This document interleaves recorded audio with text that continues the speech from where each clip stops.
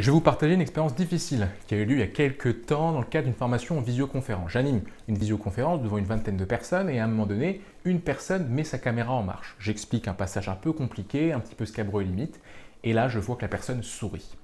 Et là ça va très vite, je me dis, mince, elle a dû comprendre que ce que je dis, c'est pas très clair, que ce que je dis n'est pas tout à fait sûr, et elle a dû voir que je doutais, que j'étais pas très confiant à ce moment-là.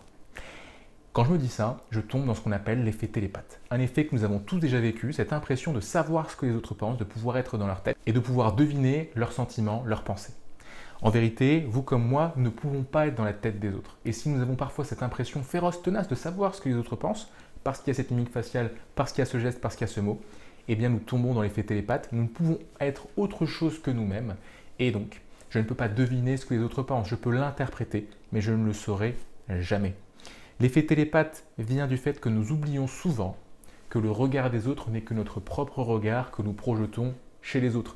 Ce n'est pas véritablement vous qui pensez que j'ai pas confiance. Si je me dis, tiens, ils doivent penser cela.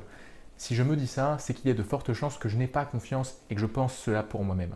Donc, rappelez-vous que interpréter, c'est une chose, savoir ce que les autres pensent, c'en est une autre. Et pour terminer la petite histoire, il se trouve que cette personne souriait parce qu'elle était un peu gênée et pas parce que j'étais ridicule.